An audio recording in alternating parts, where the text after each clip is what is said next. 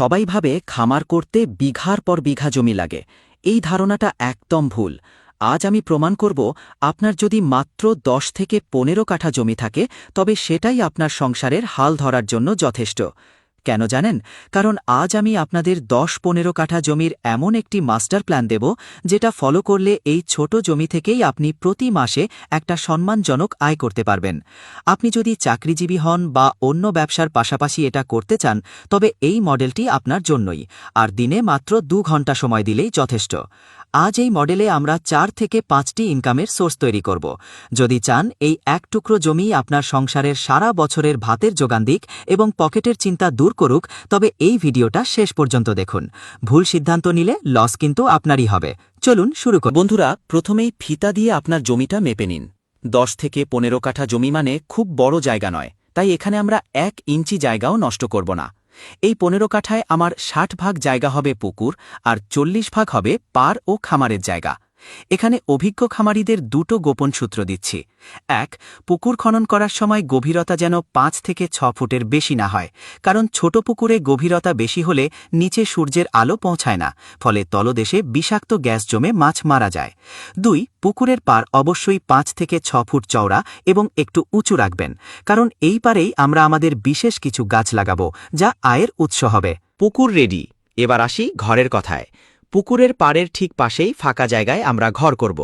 যেহেতু আমরা বাণিজ্যিকভাবে লাভ করতে চাই, তাই ছোটখাটো ঘর করে লাভ নেই। আমাদের দরকার বড় প্রোডাকশন। আমরা পাড়ের পাশে লম্বা করে সেমি পাকা বা টিনের শেড করব। ঘরের সাইজ হবে লম্বায় 50 ফুট আর চওড়ায় 12 থেকে 15 ফুট। আমাদের প্রচুর জায়গা আছে, তাই লম্বায় ঘর করতে কোনো সমস্যা নেই। ঘরটা অবশ্যই দক্ষিণমুখী করবেন, এতে গরমকালে বাতাস ঢুকবে আর শীতকালে ঠান্ডা বাতাস থেকে পাখি বাঁচবে। এটা করলে খামারের রোগবালাই 80% কমে যাবে। মাচার উচ্চতা খুব জরুরি। ঘরের মেঝে বা মাচাটা মাটি থেকে অন্তত 4 ফুট উঁচুতে রাখবেন।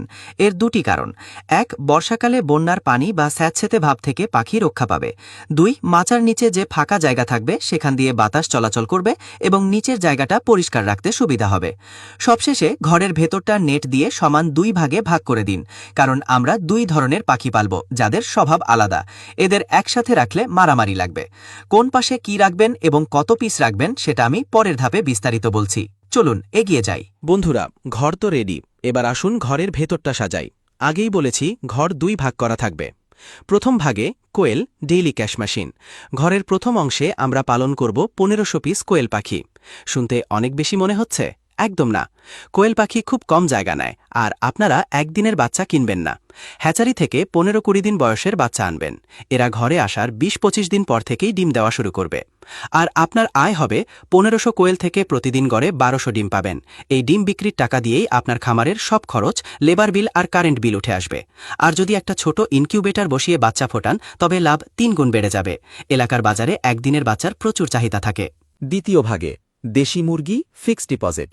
ঘরের দ্বিতীয় অংশে থাকবে 200 পিস অরিজিনাল দেশি মুরগি। সোনালি বা ফাউমি নয়, একদম গ্রামের পিওর দেশি। এদের ডিম খাওয়ার জন্য বেচবেন না। দেশি মুরগির এক জোড়া বাচ্চার দাম বাজারে 300 টাকা।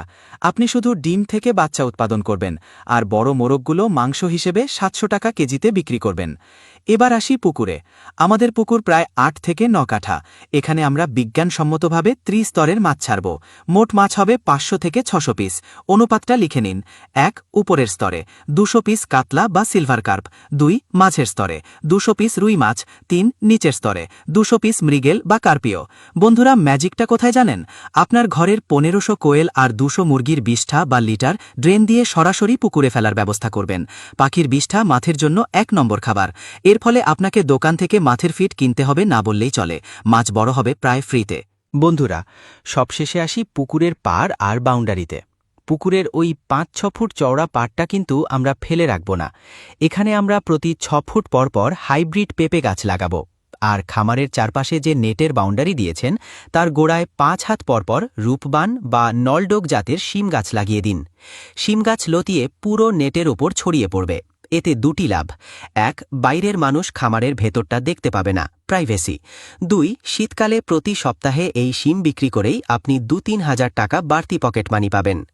বন্ধুরা, তাহলে দেখুন, কোয়েলের ডিম, দেশি মুরগির বাচ্চা, পুকুরের মাছ, পাড়ের পেঁপে আর বাউন্ডারির শিম, ১০-১৫ কাঠা জমিতে ৫টি আয়ের সোর্স তৈরি হয়ে গেল।